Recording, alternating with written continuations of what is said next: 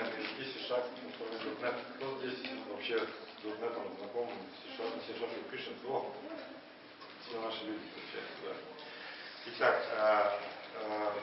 где-то примерно год назад меня просто заинтересовало то устройство, которое у меня в кармане, это iPhone. И очень хотелось начать писать приложения под мобильные платформы. И так как я имею 10-летний опыт работы на .NET и фактически управляю разработкой, сам разрабатываю исключительно на языке C# и .NET, то учить какой-то Objective-C мне вообще не прельщало, не спортивно, в принципе. Не кошерно. Да, поискал в интернете и нашел компанию новую, которая ведет проект Mono и которая, собственно, в то время уже начала развивать проект MonoTouch. Про MonoTouch потом отдельно поговорим. И вот, собственно, вернулся к этому всему уже с командой где-то 4 месяца назад, поэтому опыт еще небольшой. Success story еще не наступил, но тем не менее познакомились мы с платформой MonoTouch и MonoDroid от компании Xamarin, которая теперь уже выделилась из нового. И вот, собственно, об этом опыте сейчас поведаю вам. Ну, вот небольшой планчик, что у нас сегодня на повестке дня. Ну, понятно, платформа, на которой мы ориентируемся как Кроссплатформ, это вот три сильные конкурента, которые, пусть даже Windows Phone вас не смущает, на первом месте. Да. Это Apple, Microsoft и Google со своими платформами.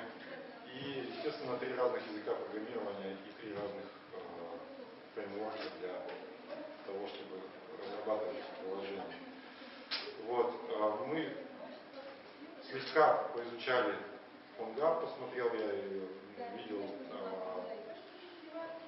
ну, как бы, понятно, что можно писать чисто HTML5 приложения JavaScript, которые серверные, но они требуют подключения к интернету, ограниченная песочница и слабая производительность. Ну, а если это типа PhoneGap приложение, то вот, можно о таких вещах сказать. Опять же, производительность желает лучшего, но все же одинаковый уровень на всех платформах, которые пропагандируются, в общем-то, по сути. Хочется не одинаково. Хочется оставить стиль платформы. Все, наверное, знакомы с разными платформами. С Android, с iOS, с VP7. Да, есть гайдлайны и есть user experience. То есть каждый любит свой девайс со своими фишками. И, по сути, вот HTML5 приложения, по-моему, они как бы вот решают пользователя. Конечно, ну, все может быть, да. Я не говорю, что это невозможно. Я говорю, что это как бы тренд делать приложения одинаковые под все платформы на вот таких технологиях. Вот, соответственно, поэтому мы решили все-таки использовать свой собственный опыт на .NET. Язык C#, ну, во-первых, Microsoft подала на стандартизацию по ECMI. Не могу сказать, что это конкретно, не изучал, но суть в том, что все радуются и говорят, что это в этом будущее. Да. Естественно, такие фишки, которые развивает Microsoft, как, ну, во-первых, garbage collector под iOS его нету, а хотелось бы использовать, да, не заморачиваться на подсчеты ссылок, даже не подсчеты, а на уничтожение памяти, на выделение. Лямбда выражения, которые позволяют, по сути, приблизиться к функциональному программированию, language integrated query и task library, которые позволяют нам многопоточные и задачи сделать более приятными написание. Ну и последние фишки четвертого, половины, да, получается, .NET и последней студии, это sync await, которые тоже, вот, по сути, хотелось бы использовать в будущем, почему бы и не попробовать это на мобильных платформах. Это современный IDE, ну, то есть Visual Studio, я думаю, что это достаточно мощный продукт, который имеет кучу всяких плагинов и настроек, возможность использовать всякие средства рефакторинга, сенса и так далее. Это большое комьюнити за 10 лет, которое сформировалось с open source, с кучей проектов, которые действительно конкурируют с Java, если говорить о Java, которая родилась раньше. Ну и плюс собственный опыт 10-летней разработки. И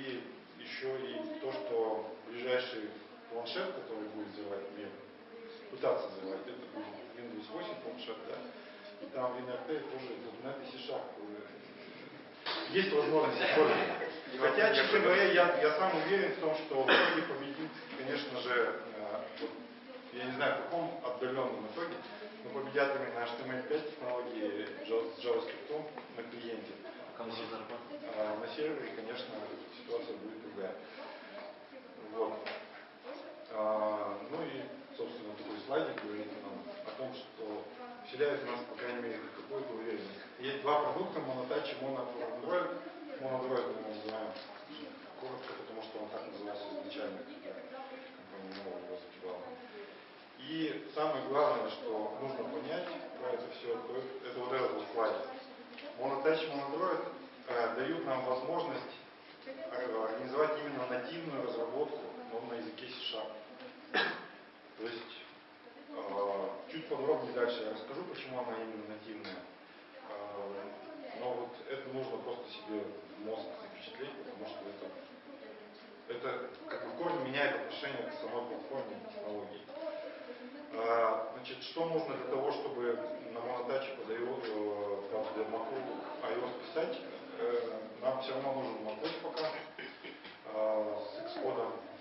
Нужно зарегистрироваться как девелопер, понятно, поставить моно, поставить mono-develop IDE бесплатно. И волшебная цифра в 400 баксов. И волшебная цифра 400 баксов. Да, к сожалению, эти продукты платные. Монотач и моноандроид за лицензию. А им по лицензии потом выдают тебе исходники? Исходники самого монотача? Нет. Но мне кажется, ну, за счет этого они, собственно, и живут, потому что все еще нету краха. Конечно, очередную проприетарную. Ну, к сожалению, да, но тем не менее, если посмотреть на те усилия, которые они приложили для того, чтобы организовать эту разработку на .NET, я вперед еще. Аргументы проприетарных компаний. Да, я думаю, что без финансирования какого-то, конечно, не обойтись. Вот это им помогает как-то существовать. Почему macOS? Потому что, опять же говорю, что это нативная разработка, соответственно, они используют эмулятор, который ставится с Xcode, они используют Xcode в качестве дизайнера для дизайна экрана.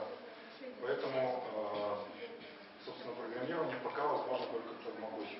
Но как бы пошли слухи о том, что они готовятся опять перевернуть мировоззрение и сделать программирование на C# под iOS и еще и под Windows. Возможно, да, но как бы, большую часть времени ты не делаешь. Вроде пару недель назад уже разработка появилась, что теперь вижу в студии уже можно.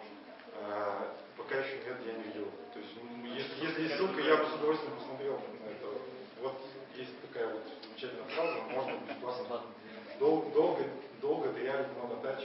Но единственное ограничение, которое в этом случае есть, вы не сможете потестировать на девайсе. То есть вы можете в эмуляторе разрабатывать код и понять, что он уже как бы более-менее готов к маркету. В принципе, купить одну лицензию на всю команду и вообще сделать виртуалку, как пишут, да?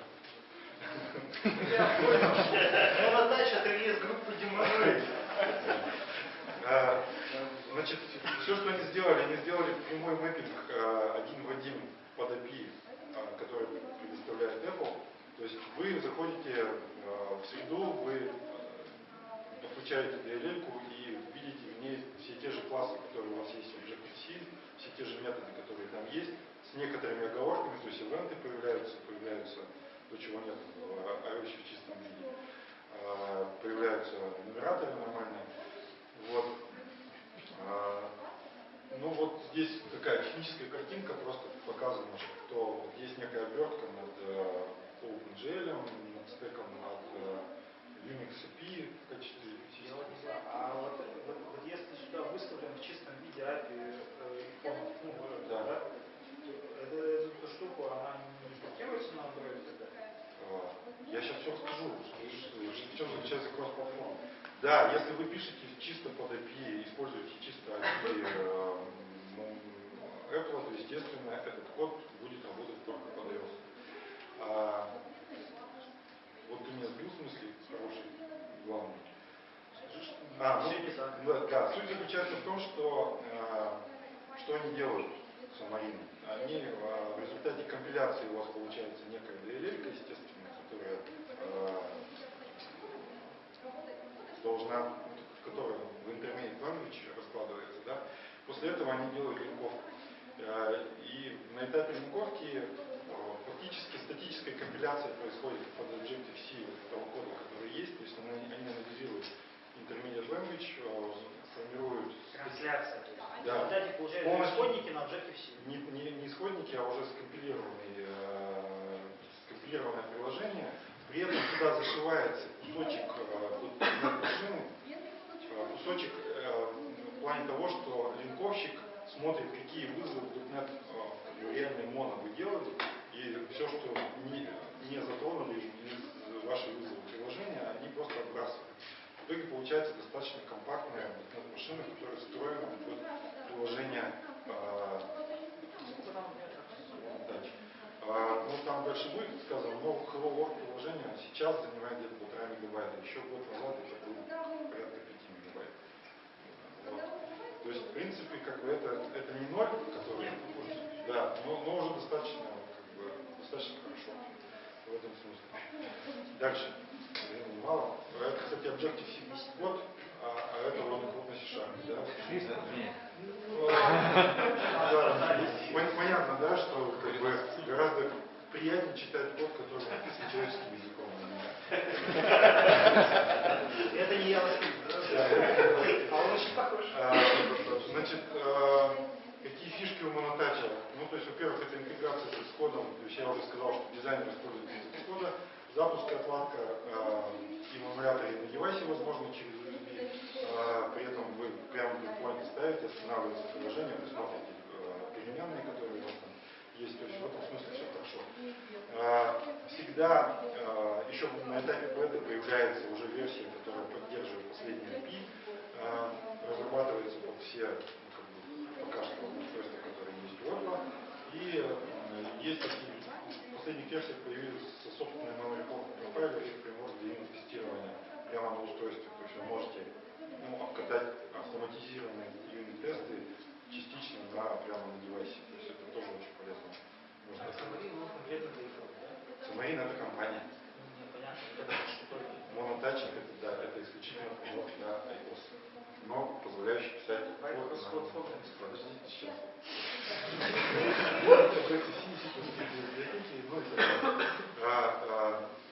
Ну, это я уже сказал, время медленнее, чем у Objective-C стартуется, потому что длиннее код и стартует .NET фреймворк сам по себе, ну, .NET машина. Скорость практически не отличается от Objective-C, и это факт. То есть, в принципе, нативная скорость приблизительно при написании. А скорость, речь о исполнении там каких-то синтетических тестов или визуально это же вообще нативный интерфейс? Ну, визуально это нативный интерфейс, но если вы там какое-то нагруженное вычисление делаете, например, обработку изображения, еще что-то, скорость будет примерно такая же, как на Objective-C. Ограничения есть, то есть вы не можете использовать динамику .NET, то есть не можете создать динамические сборки, типы и так далее. Ограничения по виртуальным генерик методам и painwalk вызову из генерик классов не работают. Я там не акцентировал внимание, но вы можете использовать Objective-C библиотеки, то есть биндить их, там есть специальные средства для того, чтобы вы могли это сделать. А тут на библиотеке можно? Естественно. И когда все замкнуты с собой носить? Сейчас идут исполнение? Нет, вы берете .NET библиотеку в исходниках, компилируете ее под монотач и, как правило, все это начинает там спокойно работать само по себе. Ну, естественно, есть ограничения. То есть, как бы понятно, что .NET DLL-ку под Silverlight вы тоже не можете целиком запустить.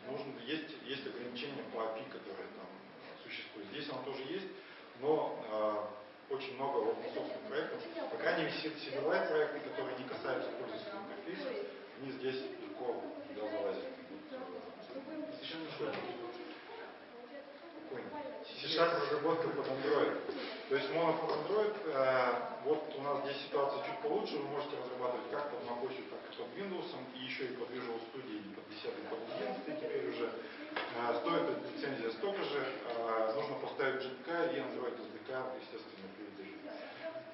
Все то же самое, нативная разработка, обертка над существующим Java Development Kit и Android SDK.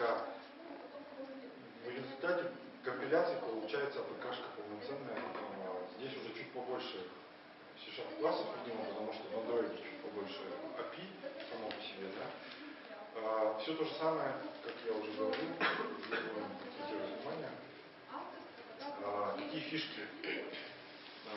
Наверное, слышали про x86 эмулятор под Android, да, который Intel недавно в 17-й версии запустили, в 17-ю версию API, которая позволяет наконец-то на человеческих скоростях видеть эмулятор, потому что до этого все было очень медленно. Поддерживается API сейчас уже всего спектра от 4 до 15, возможность сборки АПК-шки под один или несколько видов процессоров, это тоже свойство Android. И в последней версии они строили свой собственный дизайнер под Visual Studio, то есть если раньше надо было еще и ставить Eclipse для того, чтобы там подизайнить, скажем так, внешний вид экранов, сейчас это можно делать прямо из Visual Studio. И через некоторое время я думаю, что их дизайн будет даже намного более быстрее, лучше и менее важный, чем Eclipse. И в последней версии, опять же, они позволяют видеть джарки и дженерики, они уже давно позволяют делать. Но суть в том, что, опять же, библиотеки, написанные на Java, вы можете спокойно подцепить к себе проект C#.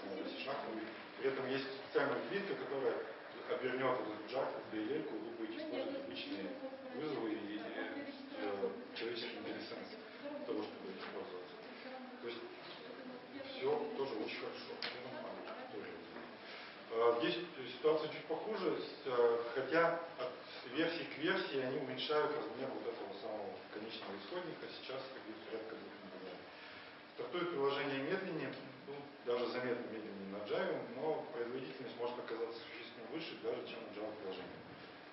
Сейчас покажу следующий слайд, потому что Xamarin компания, они такие амбициозные, они сделали утилитку, которая взяла и перехерачила весь Java код Android и портировали исходники Android на C#. После этого они их откомпилировали, поставили моно на Linux и получили Android, написанный на C#.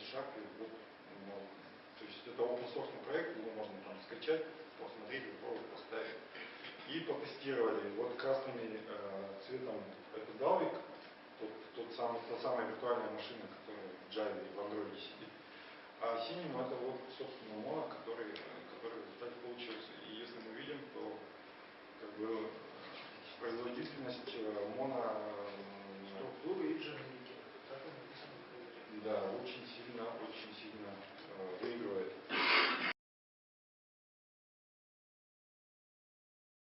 Планирует развивать эту ось, потому что, ну, понятно, кто будет ставить операционку, если для нее нет маркета, каких-то приложений. Но, тем не менее, опыт, который они получили при портировании и возможность сейчас отключить некоторый код Android и не делать маппинг из C# в Java при компиляции, а делать напрямую через PNG вызовы, например, с графикой в Linux, который там сидит, собственно, они за счет этого получают существенный выигрыш быстродействия. Поэтому написанное приложение под моноандроидом через некоторое время уже будет просто выигрывать по производительности по сравнению с тем, которые написаны на родном native Java. Вот. Теперь, собственно, демонстрации никаких не будет. Смартфоны все похожи габаритами только, потому что, как я уже сказал, монотач, моноандроид и VP7 это 3 разные API, но сейчас у нас есть возможность писать на шапке все это дело. И, собственно, переходим к кроссплатформе.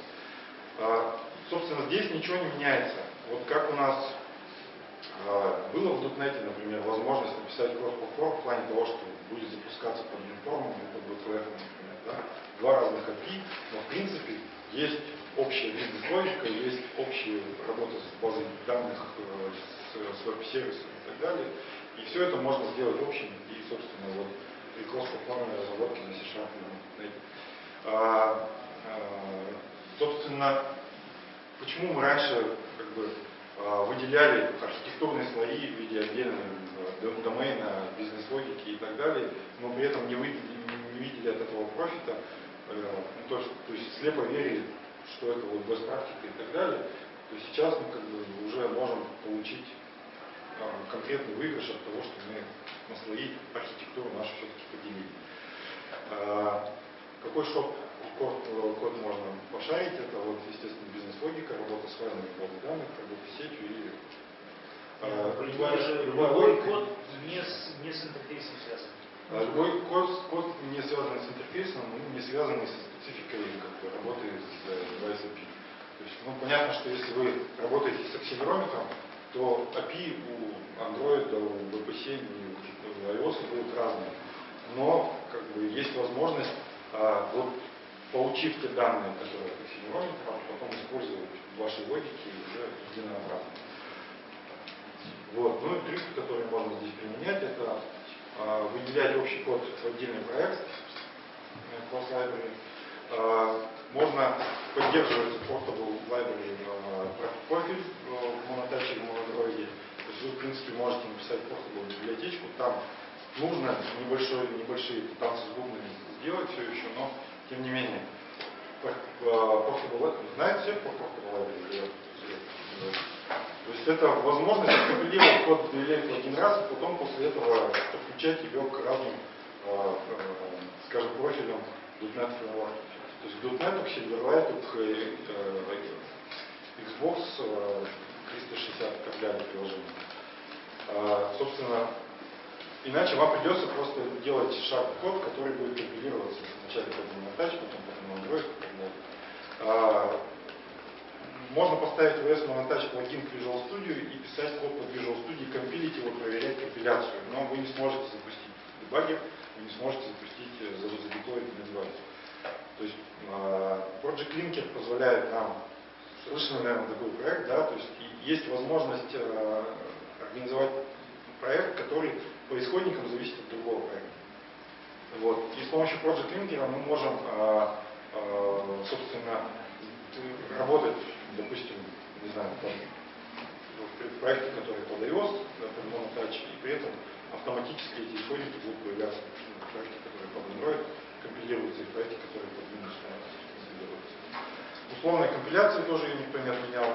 Это partial классы и partial методы. То есть мы можем добавлять общий код в один файл, но при этом частично код добавляется через partial классы в другие файлы. Шаблоны. Естественно, это использование абстракций, интерфейсов и каких-то абстрактных классов. Это использование йог-контейнеров для того, чтобы все это собрать воедино. Dependency нет, йог-контейнеры, надеюсь, тоже все знают. Не буду сейчас акцентировать внимание, что это такое. Model View View Model. ООП.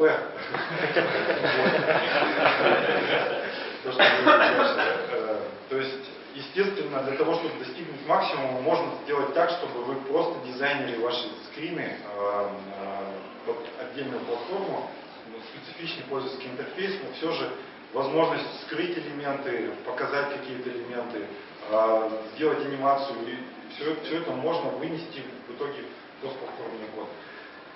Естественно, подключая различные сервисы через веб-контейнер. Да. И месседжинг тоже как технология очень помогает для того, чтобы абстрагироваться от платформозависимого кода. Есть еще одна инициатива у Xamarin, они пишут DLL-ку, точнее как, 3 DLL-ки под разные платформы, но эти DLL-ки имеют одно и то же API, одинаковое API. То есть, по сути, код внутри разный, все, что интернальное в этом коде, оно абсолютно отличается друг от друга. Но внешне по фазу вызовам оно абсолютно совпадает. И за счет этого мы получаем единый код доступа к контактам, например, к геолокации, к камере, еще пока не реализован комплекс акселерометр и работа с push-уведомлениями. Как раз формат версии 0.5. Подожди, еще вырастем. Вот. И, собственно, вы можете писать свои собственные такие же mobile API, которые будут под вашим контролем, которые позволят вам точно так же писать максимум кросс-платформы. SQLite.NET рекомендуют использовать везде даже на Windows Phone 7 для того, чтобы добиться унифицированной работы с базой данных, в том числе на VP7, хотя там используют SCE, да, System.json в качестве JSON-сериализации, потому что, ну, что говорит обычно через JSON все и сериализуют, да, уже multi-serвисами. По VP7 почему-то до сих пор нет task file library, и есть библиотека, которая позволяет туда портировать. В монотаче на Android это все есть сразу же. Ну, это все очень удобно, потому что для написания синхронного кода. Isolated Storage IP одинаковая во всех трех платформах, можно уже как бы использовать. Хранилище пак? Хранилище пак? Хранилище там есть и кэш, и как бы storage, и возможность работать с файлом. Если вы хотите использовать конкретные, опять же, API Java или iOS, то вам это не запрещает. Вот. Молодец. Нет.